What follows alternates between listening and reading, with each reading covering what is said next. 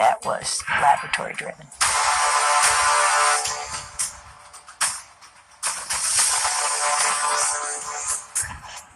This is just the essential nature of Chinese communism.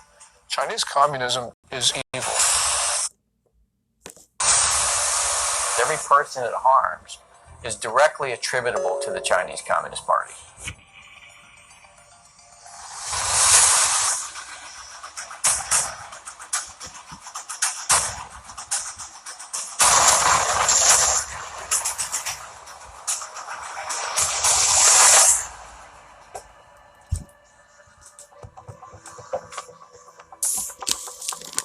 I began looking into the origin of the now widely known coronavirus in early February, with its timing amid the Hong Kong protests, the Taiwan elections, and the U.S.-China trade deal. My name is Joshua Phillip. I'm an investigative reporter at the Epoch Times in New York, writing about the Chinese Communist Party's programs of espionage and unconventional warfare for well over a decade. Videos and messages from Chinese citizens leaking through the censorship suggested the situation was much worse than what the regime was reporting. As my research progressed, initial answers turned into more questions. I soon realized there was much more to the story than we were being told. Today, the coronavirus is impacting over 100 countries around the world. Billions of lives are at risk. And from what is said by the Chinese Communist Party, this allegedly started spontaneously in the seafood market in Wuhan, China.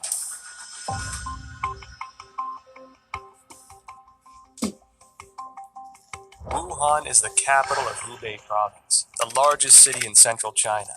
Huanan Seafood Market is located in Jianghan district of Wuhan City and is a large, comprehensive market that includes pork and a variety of frozen seafood, flavored spices, as well as some game meats. The first thing that received public attention about the epidemic was an internal notice from the Wuhan Health Commission.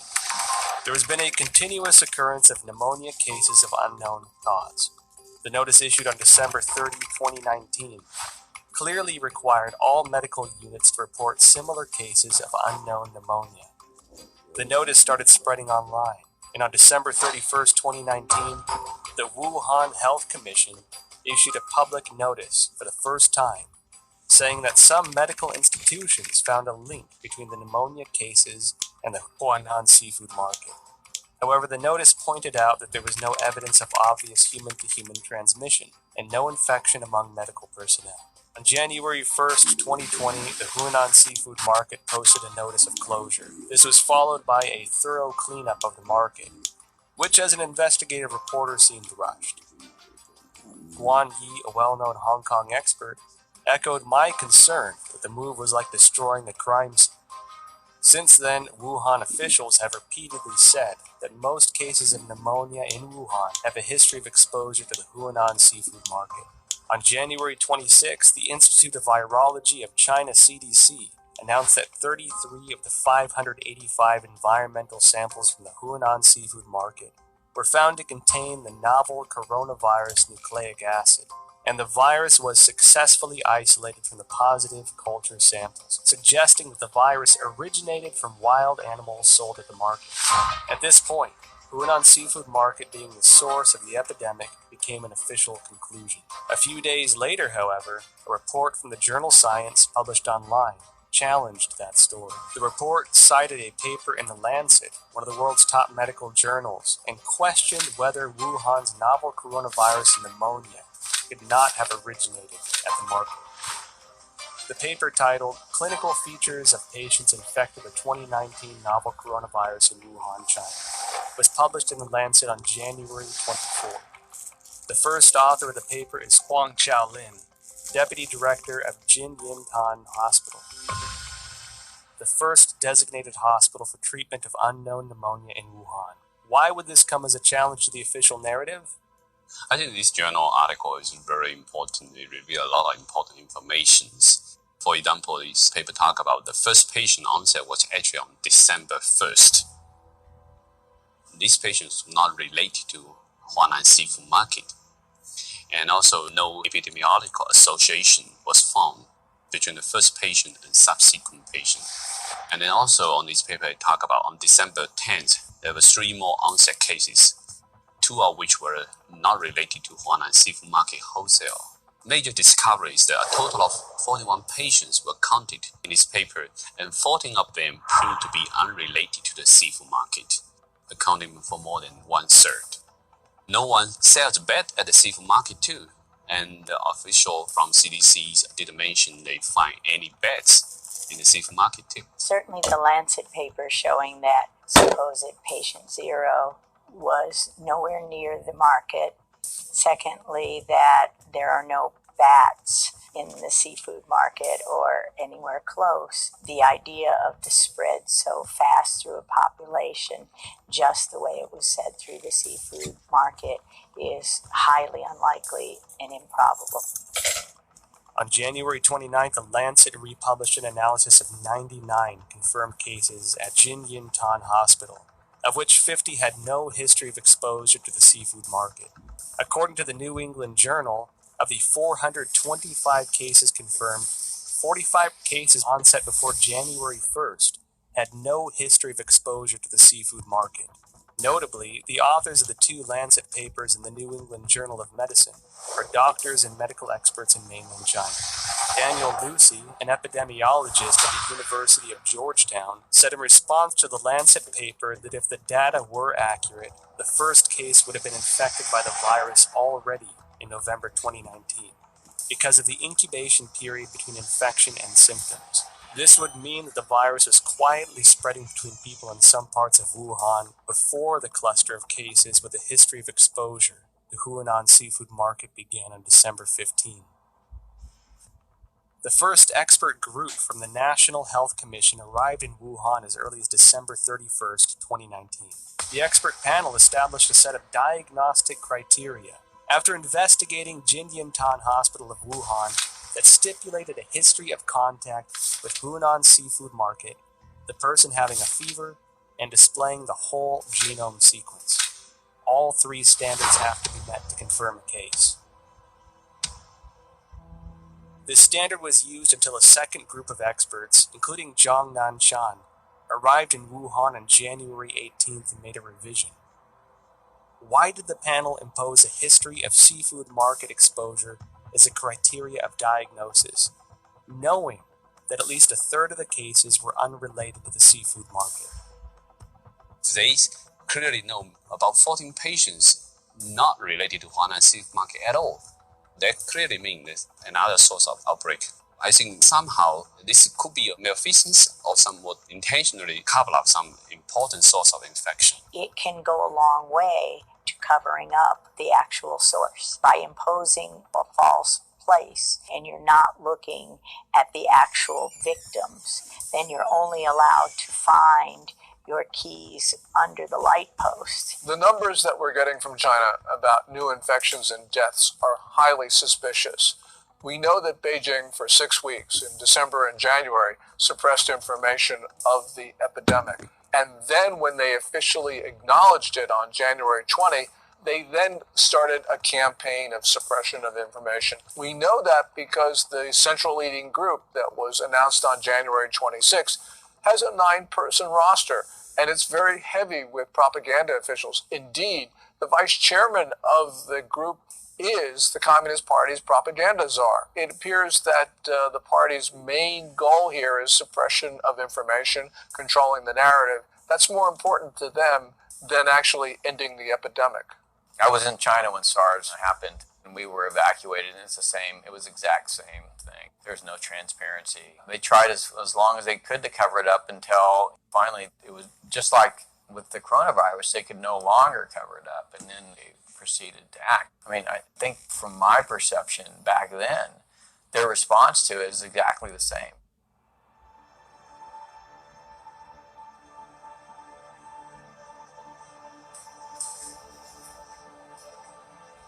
On January 10th, China disclosed the full genome sequence of the Wuhan novel coronavirus, and many of the world's top virologists began analyzing it. As early as January 7th, academic Zhang Yongzhen from the National Institute of Communicable Disease Control and Prevention, along with the School of Public Health of Fudan University, submitted a joint paper to Nature.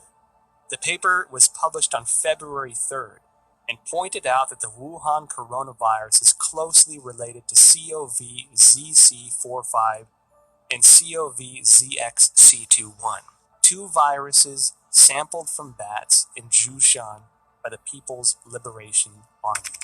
The Wuhan coronavirus has an 89.1% nucleotide similarity to the CoV-ZC45 virus and even exhibits 100% amino acid similarity in the NSP7 and E proteins.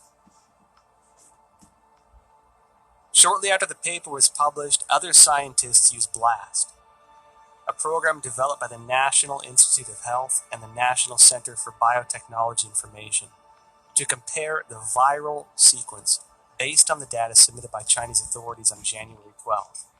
The results matched with Zhang's findings. Another scientist, Lu Raojian from the Chinese Center for Disease Control and Prevention, and their team also published a paper in The Lancet on January 30. The paper stated that the Wuhan virus has an 88% similarity to two bat-derived SARS-like coronaviruses collected in Zhoushan, Zhejiang province of China. The earliest discovery of this bat-derived virus is by an expert from the Research Institute for Medicine of Nanjing Command. A paper published in 2018 states that scientists from this institute detected many SARS-like coronaviruses in bats from Zhoushan City, also known as bat-like coronavirus, Zhoushan virus. In short, scientists found the Wuhan coronavirus, the current pandemic, is highly similar to a bat SARS-like coronavirus previously discovered by the Nanjing Military Research Institute, showing 100% amino acid similarity in NSP7 and envelope protein, the E protein. What does this high similarity reveal? Hard to see proteins 100% identical when the virus jumps species. And so that suggesting maybe the virus could be generated with a reverse engineer process. I certainly believe that the 100% amino acid similarity says it can't possibly be a natural mutation. It almost certainly is a recombination event that was laboratory driven.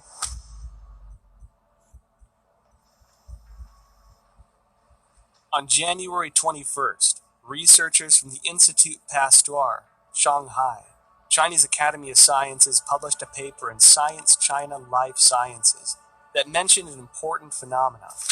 The sequence of a key part of S protein of Wuhan virus has high homology with the SARS virus. What are S proteins? In the well-known coronavirus picture, they are little mushrooms attached to the surface of the virus. These S proteins, also known as spine proteins or spike proteins, are the most important tool for the coronavirus to invade human cells. If we compare the receptor, ACE2, on the cell surface of human bodies to a lock, this S protein is the key, which can unlock this lock on the cell surface and then invade into the cell to propagate and destroy it.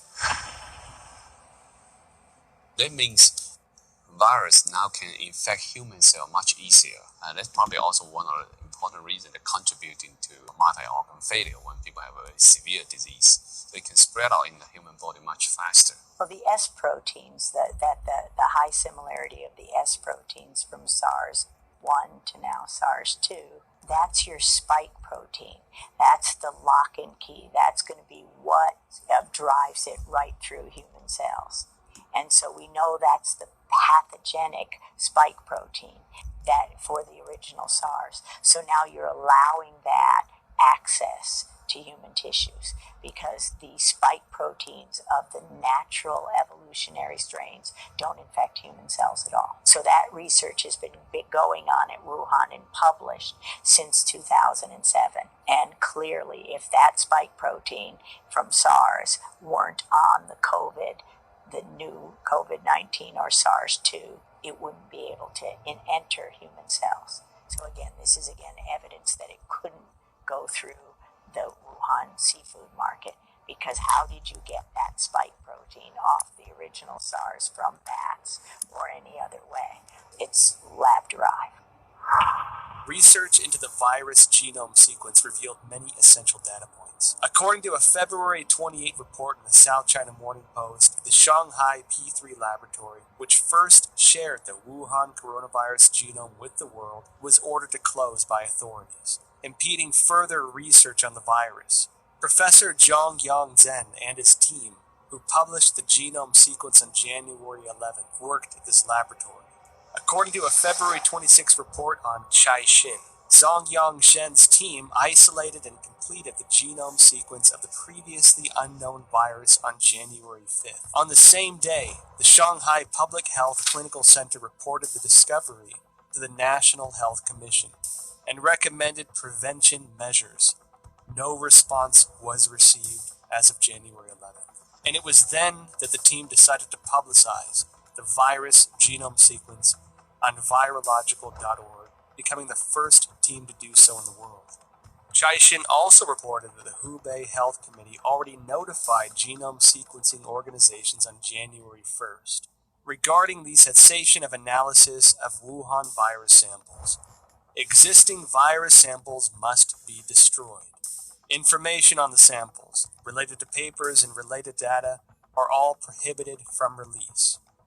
On January 3rd, China's National Health Commission distributed Notification Letter 2020 number 3, in which a similar directive was presented. Afterwards, the once active Chinese scientific community suddenly fell into an eerie silence. What was the Chinese Communist Party trying to hide? This is telling us the Chinese government is censoring this information. They do not allow the samples to be sequenced or do not allow the sequence to be published or submitted to the gene bank. Its response to this virus is extremely troubling. It ignored it for 6 weeks. It allowed it to spread around China. It tried to get other countries to not protect themselves.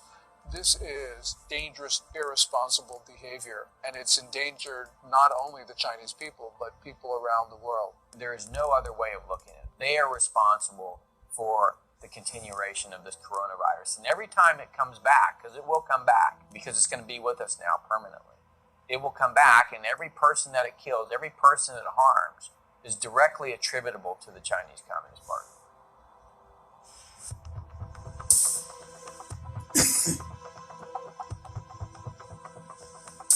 Through investigating the genome sequence, I found it significant that the S protein of the Wuhan coronavirus was critical in its cross-species ability to infect humans. While I was searching for related studies online, one Chinese virologist in particular caught my attention. She spent many years researching bats and coronaviruses. She was the first to locate the key to how coronaviruses can overcome cross-species barriers in order to directly infect human bodies. And she was the first to discover that the SARS virus was the result of a restructuring of multiple SARS-like coronaviruses found in bats. Her name is Shi Zhengli, and she may be an important link to the origin of the virus. Wikipedia describes Shi Zhengli as a, quote, Chinese virologist and researcher at the Wuhan Institute of Virology, which is part of the Chinese Academy of Sciences. Further investigations show that Shi Zhengli has been a figure of controversy since the Wuhan virus outbreak. This is due to a paper she published in 2015 discussing her own research into synthetic viruses.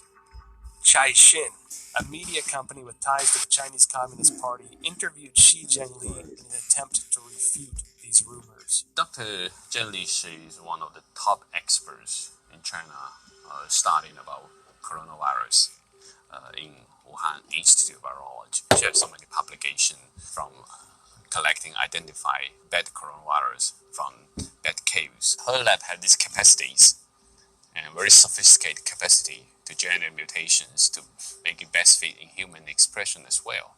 Delving further into related information, I discovered that Shi Zhengli published not one, but 4 papers in total, each of which contains important information. Since the SARS outbreak in 2003, Shi Zhengli has been conducting research on coronaviruses.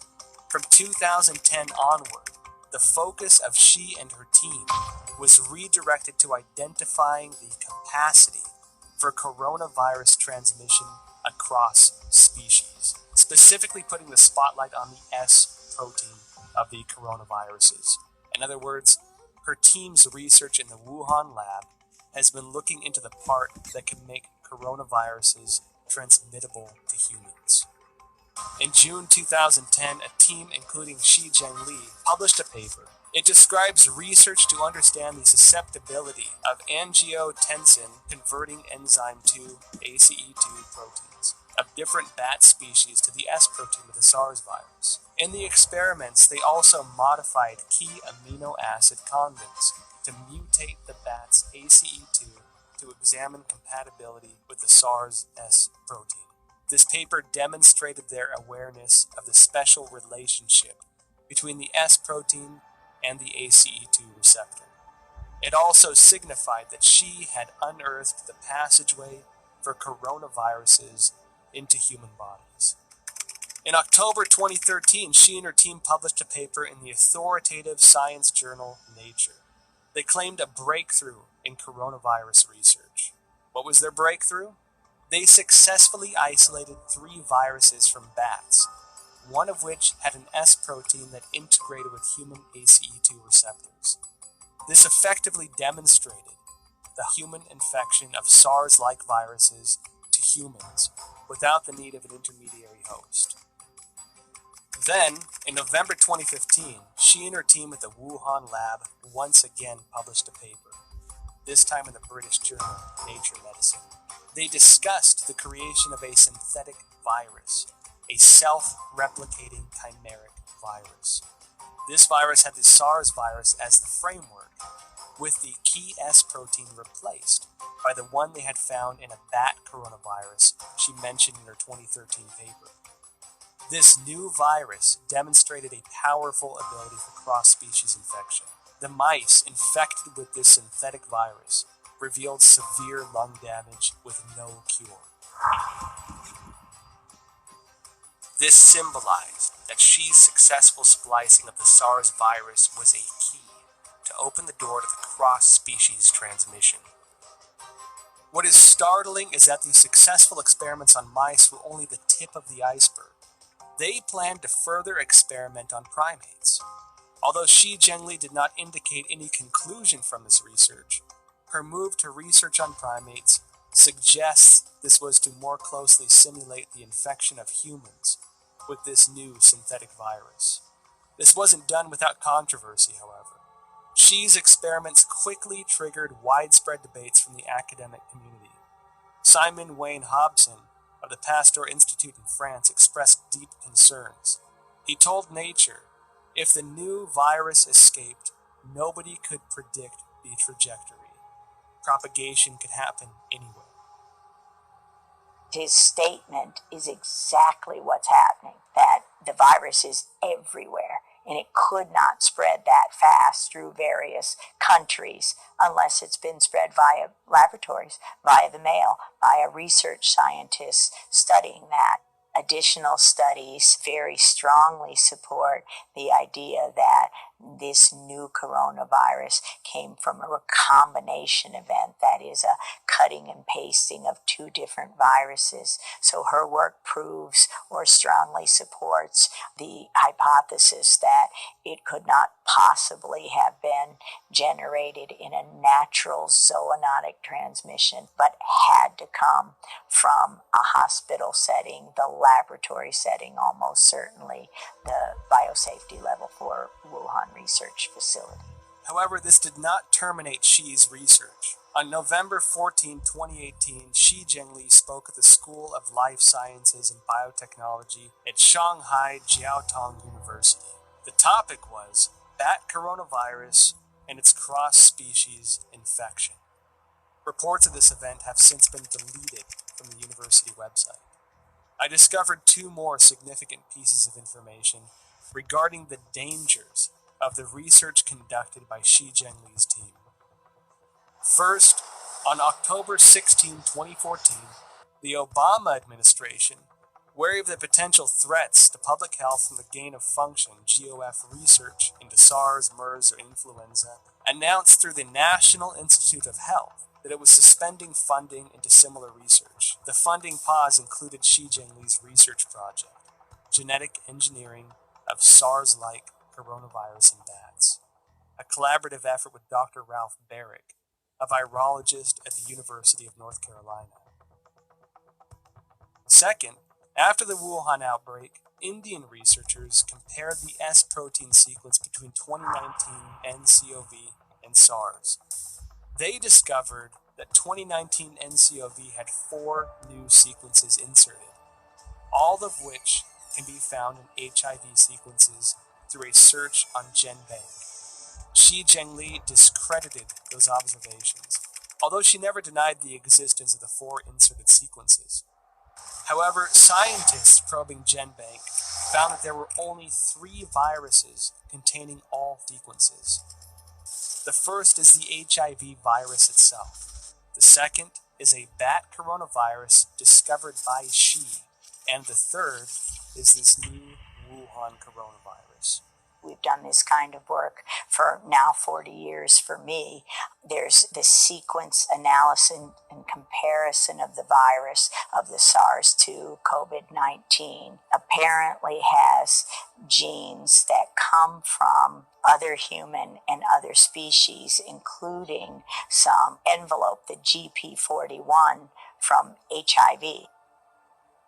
What is the HIV's GP41? The answer I found online describes GP41 as a protein of HIV that acts as the key to infecting human bodies, resulting in the functional failure of the immune system.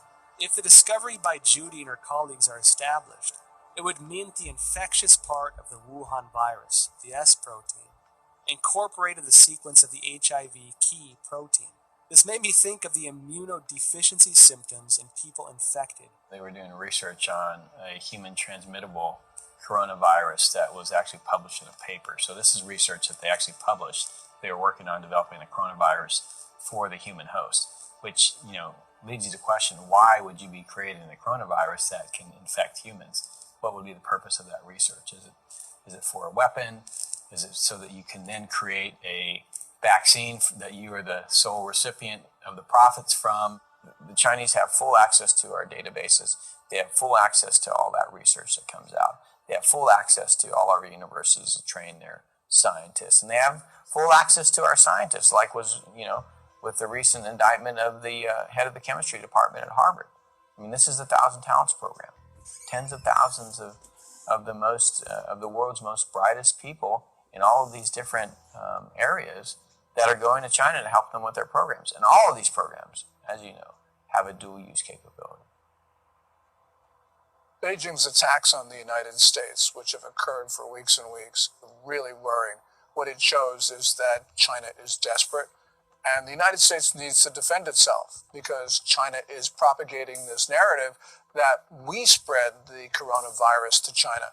So the United States needs to just come out with the facts about how China took coronavirus samples from Canada and the United States.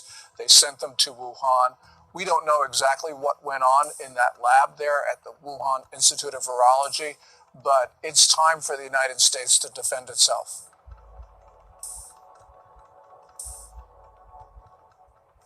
January 23rd, 2020. The Wuhan virus exploded. While Wuhan announced the lockdown of the city, Xi Jinping and her team released a paper stating that the Wuhan coronavirus was of probable bat origin. This was published in Nature on February 3rd. The paper indicated that the Wuhan virus utilized the same key as SARS to gain entry into the human body. She also announced the 2019 nCoV genome sequence was 96.2% consistent with a bat coronavirus originating in Yunnan, China, called RATG13, signaling a natural source of the Wuhan virus. However, Xi Jinping's natural origin assertion was doubtful. The outbreak occurred in Wuhan, the same location as the P4 laboratory where Xi was based. and which housed highly similar viruses. Common sense would lead the government to first inspect the P4 laboratory for any leakage incident and potential safety concerns. Instead, they shifted public attention from the P4 laboratory to the South China seafood wholesale market that sold no bats, and designated it as the origin of the disease.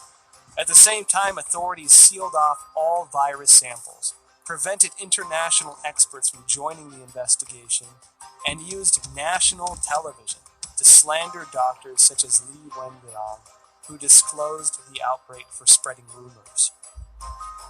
If the Wuhan virus indeed emerged naturally, why would the CCP need to censor relevant news or block investigations?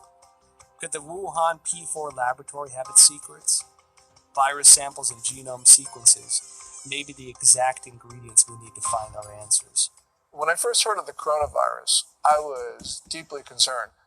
Almost every disease that starts in China begins in Guangdong province, the province that surrounds Hong Kong, in the south. But Wuhan is in the central portion of the country. And so this was extremely unusual.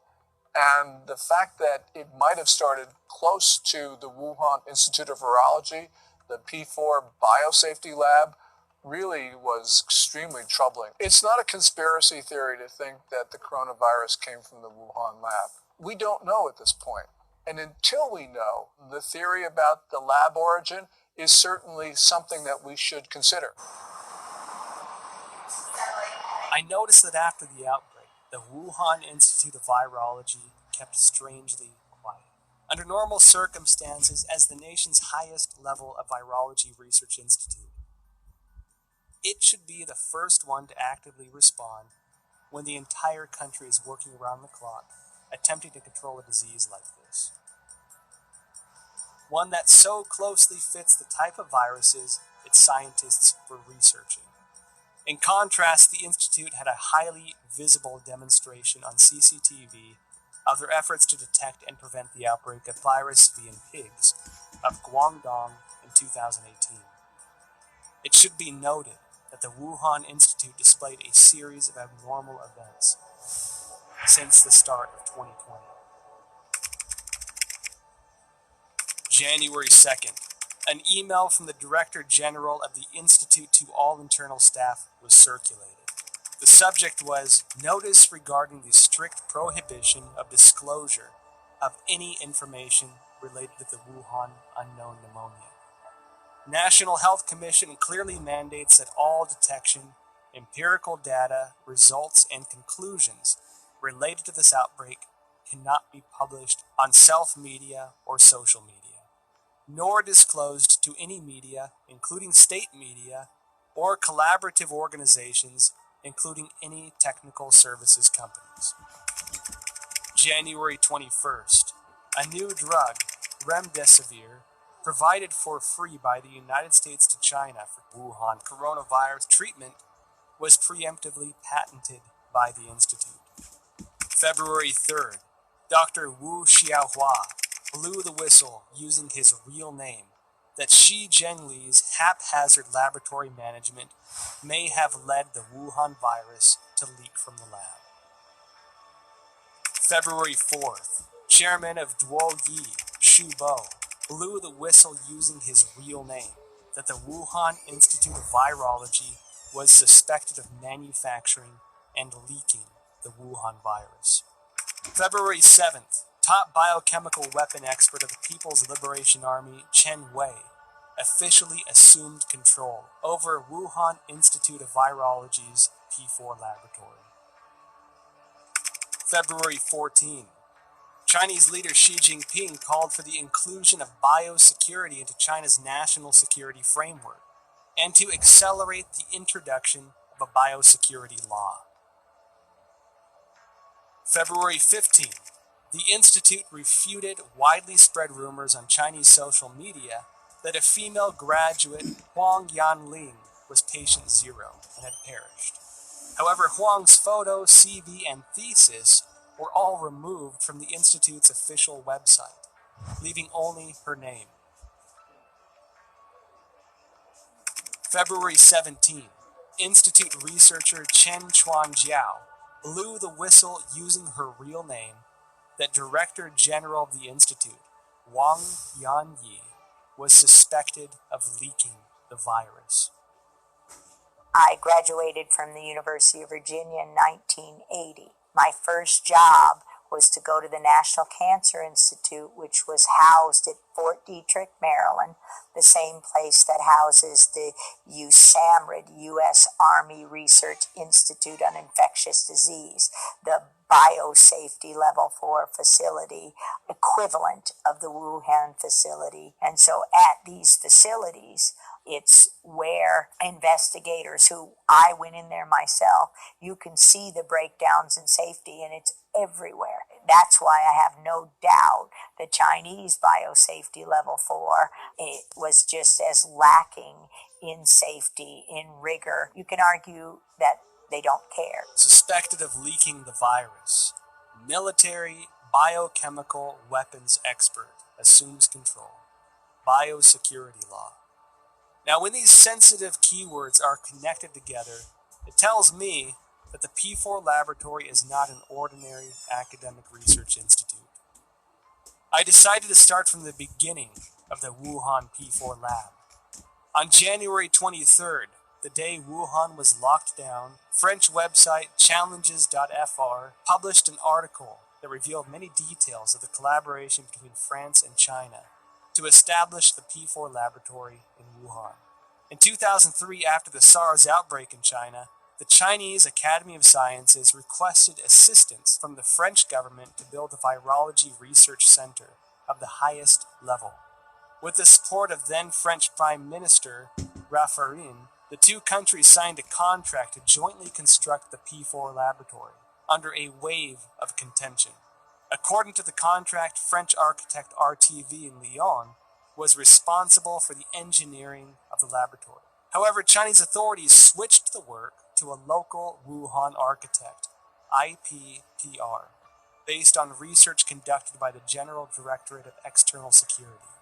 IPPR had close ties to subsidies of the Chinese military, some of which were already targets of concern by the American CIA. Within the 12 subsidiary departments, there was even a specific military management office. The French delayed repeatedly, given security concerns. It wasn't until 2017 before the Wuhan P4 laboratory was operational, and French security continued to suspect that the Chinese regime was conducting biochemical weapons experiments. Who is the real boss of the P4 laboratory? The Wuhan P4 laboratory was a subsidiary of the Wuhan Institute of Virology, which is managed by China Academy of Sciences. The director of the laboratory was Yuan Shiming, who was also the head of China's Academy of Sciences Wuhan chapter. Design and funding for construction were the responsibilities of the ex-vice presidents of the academy, Jiang Mianheng from 1999 to 2011, and Chen Zhu from 2000 to 2007. Jiang Mianheng was the eldest son of ex-CCP leader Jiang Zemin.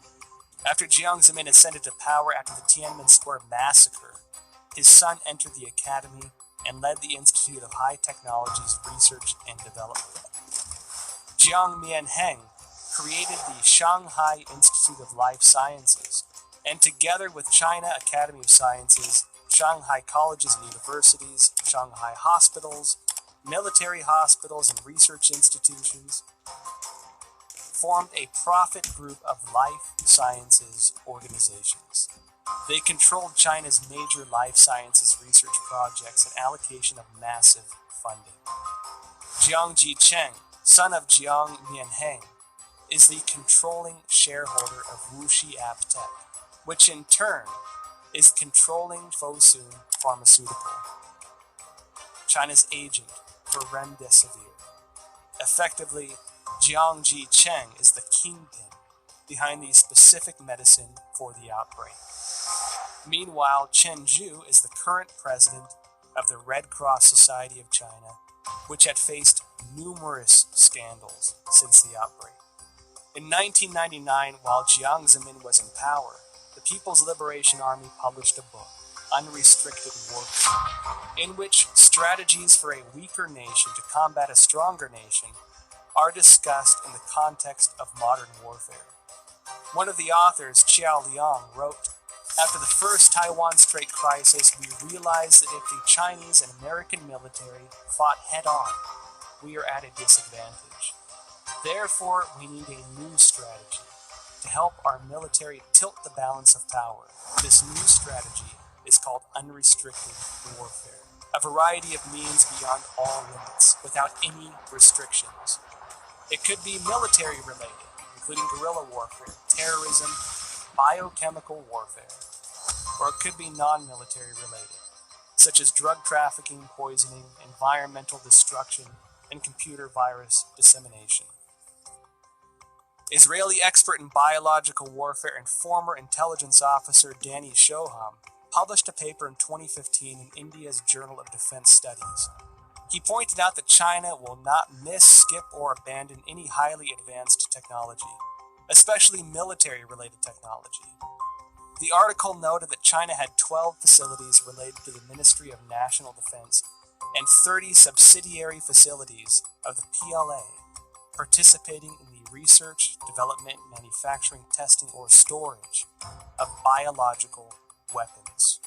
Dr. Francis Boyle, a Harvard PhD famous for drafting the Biological Weapons Anti-Terrorism Act of 1989, clearly expressed, "The novel coronavirus we're seeing here is an offensive biological warfare weapon." The Federation of American Scientists indicated similar concerns in an evaluation report. The organization believed that the CCP possessed advanced chemical warfare projects, including research, development, manufacturing, and weaponizing capabilities.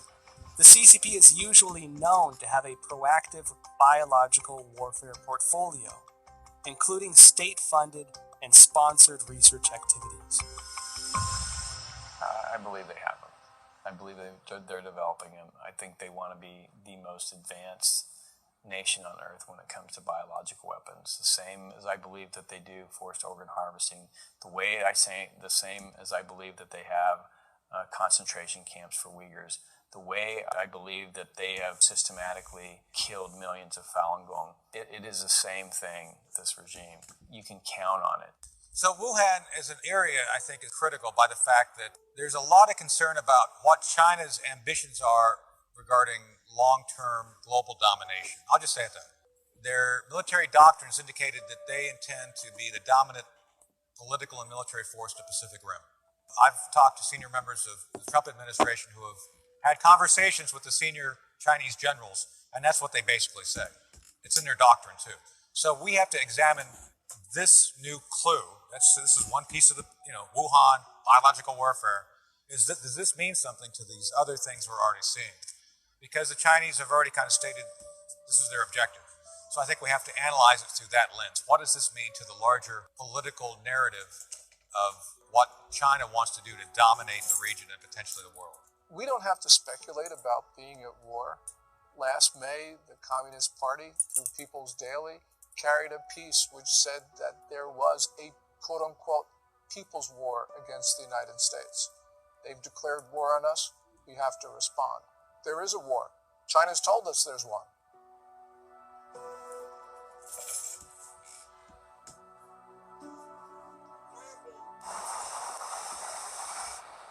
At present, the Wuhan coronavirus pandemic has spread to about 190 countries with no signs of slowing down. The United States announced a state of national emergency. Europe became the new center of the outbreak. The world's largest art museum, the Louvre, and the Eiffel Tower closed to the public. Tragic scenes, previously only found in Hollywood films, are now playing out live on the world stage. And given how closely it seemed to align with the Chinese regime's narratives, I can't help but question the role the WHO had in this catastrophic pandemic. Well, I think all you have to do is look at the photo of Tedros and Xi shaking hands. Xi standing there, Tedros going up to there, and it really is indicative of how China controls many of these international institutions. You can see that the WHO is essentially following Chinese Communist Party's guidelines. You can see that the UN Human Rights Council is similarly following what China does. From the very beginning of the coronavirus outbreak, the Communist Party has done its best to prevent the CDC and others from studying the origin of this disease. We don't know what's there, but the fact that the Communist Party is covering this up, it should trouble us deeply. Then you see the World Health Organization take over YouTube. And what's amazing is now at the bottom of every YouTube video, even from Chris Martenson with his daily updates, he's just reading facts. Now it's the World Health Organization is a forced link to go to the site. So for any person who doesn't know who the World Health Organization, they go there to get the propaganda. Not the facts, not the truth. They get the propaganda, get the talking points from the World Health Organization. And that is also it's a shame that American corporations, especially social media, like Google, like Facebook and Twitter, they're trying to censor or ban or shadow ban or manipulate algorithms, so on and so forth, to prevent an actual honest conversation. The best way this is going to be answered, all this, and we want the truth. The biggest issue I've learned over my 40-year career, it's not really fighting the viruses and learning how to treat the viruses. It's fighting a system that is determined to cover up and persecute anyone who reveals the truth behind. Today, the World Bank, many of the international institutions have essentially adopted a posture whereby if the Chinese Communist Party tells them to do it, they're going to do it. I'm not surprised at all by what the WHO says. I'm not surprised at all by ICAO, which basically has been blocking people from that tweet about Taiwan. I mean, the whole system, and this is why, by the way, the national security strategy that came out in December 2017 says what it says, which is we need to protect our societies, not just the United States, but all democracies. We need to rebuild them, not invest Chinese Communist Party regime in the Belt and Road Initiative and Made in China 2025.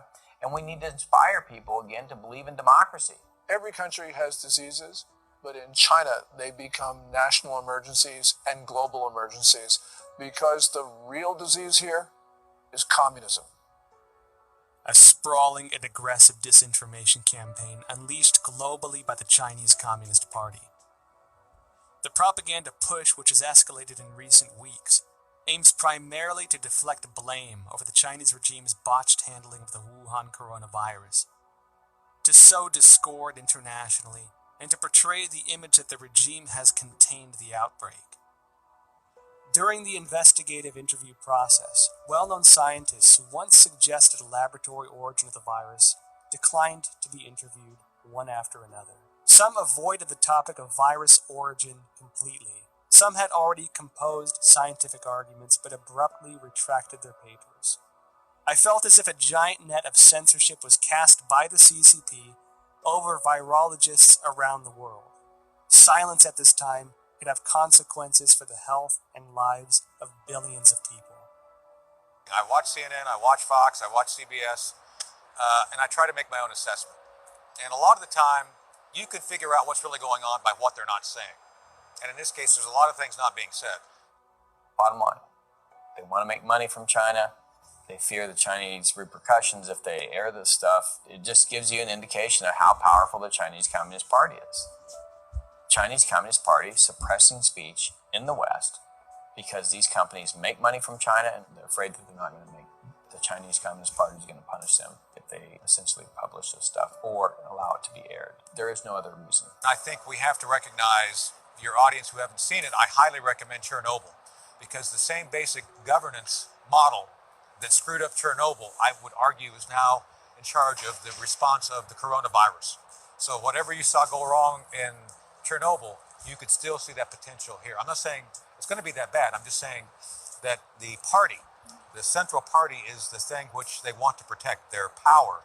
And people and nation issues are secondary to the continuation of power. Communist Party is malign and it is grossly irresponsible. It has pressured governments to keep their borders open. and it had to know that that would result in the fast spread of coronavirus to other countries. This is the worst sort of behavior, and the world's got to understand that there will not be peace, there will not be good order and stability in the world as long as the Communist Party rules China. The Wall Street Journal writes a piece that China is a sick man of Asia. It needs to be corrected. It's not China is a sick man of Asia. It is the Communist Chinese Party that's a sick man of Asia. The Communist Party has policies that people abhor. And it's not just its reaction to the coronavirus. We see this with the suppression of rights, also with the holding perhaps 1 million people, maybe even 3 million people in concentration camps. So this is just the essential nature of Chinese communism. Chinese communism is evil. While China pretends to be a responsible member of the international community, in reality, they are doing much to undermine the rule of law and human rights. We at the Epoch Times refer to the Wuhan coronavirus, or COVID-19, as the CCP virus, because the Chinese Communist Party's cover-up and mishandling allowed the virus to spread throughout China and create a global pandemic. On March 24th, Texas lawyer Larry Klayman filed a complaint in Texas federal court seeking at least $20 trillion from the Chinese government.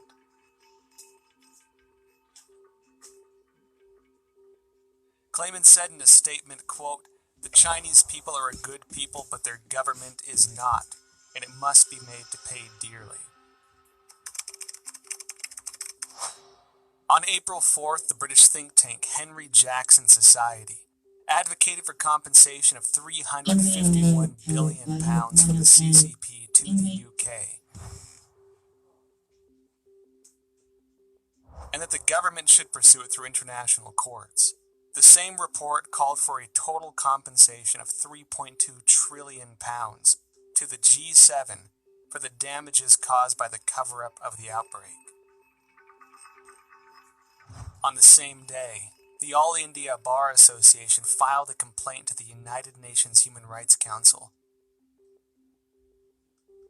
seeking an unspecified amount as reparations from China over the global spread of the coronavirus. Evidently, the CCP violated the international health regulations. The United States and the international community must regain their senses and take action. Reveal the truth through investigations, initiate sanctions against the CCP, and seek massive restitution for the worldwide public health emergency resulting in tremendous health and economic loss. As the people of Taiwan and Hong Kong are insisting, only by trying to stay away from the CCP's invasion can we protect ourselves in this global disaster. Let's start protecting ourselves. Let's start rebuilding our country. Let's start investing in our people. Let's start inspiring people to love democracy and transparency and open markets, not what the Chinese have, which is essentially, if you read document number 9, counter to every single one of those things. So, I mean, it gives us a real opportunity to kind of reevaluate the kind of world we want to live in and fight for the right side of that world. I want them to see the true nature of the Chinese Communist Party, because when they do, they're going to wake up. And when that happens, democracies will begin to flourish again. And when that happens, perhaps, just perhaps, the people of China will have a chance. This virus must have a message for all of us as people of this earth. We need to take a break from our busy schedules and seriously consider the repercussions of our ever-expanding scientific research and development. Did we go too far? Do our desires and ambitions go against the laws of nature and pull us further from the direction given by heaven? Maybe when this virus lifts, we can again find our traditional values, rediscover kindness and virtue, family and community. I believe that viruses can't survive where hearts have compassion.